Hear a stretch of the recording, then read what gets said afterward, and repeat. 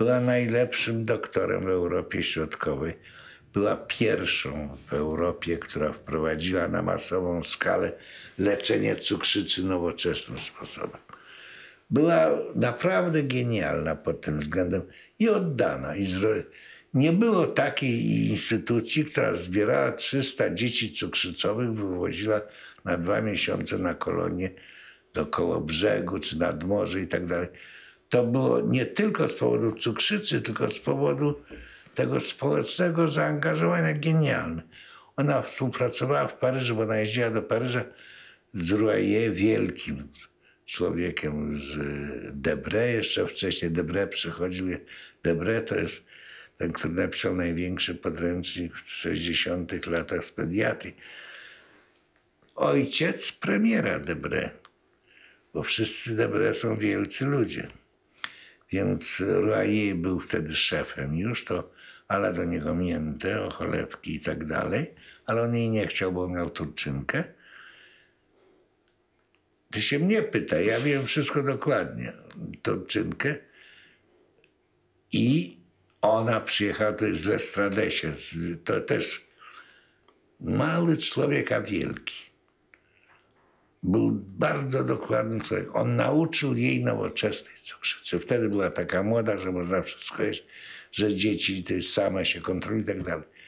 I ona zrobiła tutaj wielką rzecz. Stworzyła, jak to powiedzieć, nie poradnię cukrzycy. Postawiła zagadnienie cukrzycy dziecięcej. Bo to wszystko jest bardzo dobre w medycynie, jak się wstrzykuje, daje 4 krople, tego 200 kropli innego. Ale jak to się robi masowo, że się mówi, że na tysiące, na dziesiątki, na setki, to jest zupełnie co innego. I ona to stworzyła. Ona. No, miała straszne trudności. Tylko wiesz co? Wtedy były inne czasy. To Ministerstwo Zdrowia, to komunistyczne, miała takiego ministra, który był takim miękkim komunistą Sztachelskiego. I tam byli sami ludzie, którzy byli dobrej woli, ciekawe, same komuchy. Pomerska to komuch, o, zakuty.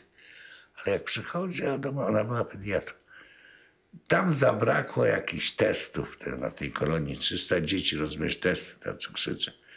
Zabrakło.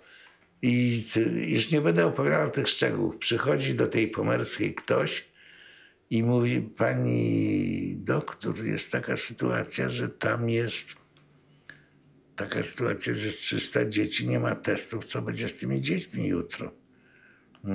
A gdzie są te testy? W Paryżu, bo w Polsce nie robię. No i co pan chce? O, to on mówi do niej, no chcę, żeby to sprowadzić jak najszybciej. On mówi: ja jestem dyrektorem departamentu, ja nie mam takiego prawa.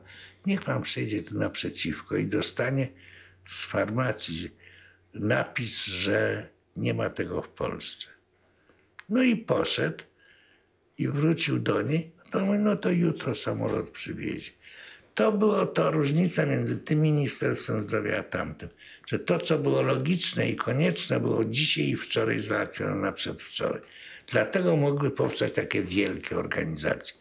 Potem poradnia nerkowa, to genialna rzecz. Tego nie było w ogóle, nie było wiadomo dla dzieci, dzieci nie było. Ona to wszystko zrobiła i potem ją wzięli. Przyjechał nowy szef, zresztą tam byli wstrętni ludzie koło niej. Przyjechał nowy szef i powiedział: pani jest takim tego tutaj. No, pani robi habilitację, nie u mnie, więc pani się w ogóle nie nadaje. Pani jest ordynatorem oddziału za kierownictwem. To tymczasem proszę, tutaj nie mam dla pani pracy, niech pani tu usiądzie. I posadził ją na korytarzu pod palmą. A palma była moja. Ja dostałam palmę, która rosła jak na drożdżach. Tutaj się w pokoju już nie mieściła. Ona zabrała do szpitala, tam 3 piętra, więc się mieściła. Wiesz, taka dziura między schodami.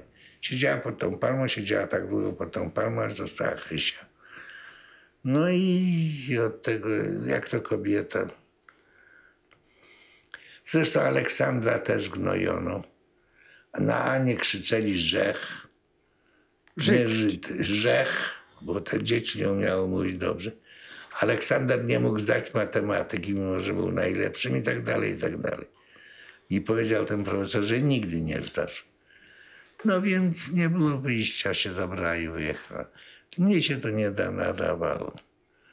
Ja się nie nadawałem do emigracji. Mam tutaj swoje porachunki. A czemu nie nadawałeś się do emigracji? Bo nie lubię. Ale nie lubisz, żeby cię wypychać z kraju, czy nie lubisz być we Francji? Ani tego, ani tamtego. Uparłeś się tu zostać. No, przeważnie na złość komuś, bo tak tam nie został. A na złość komu?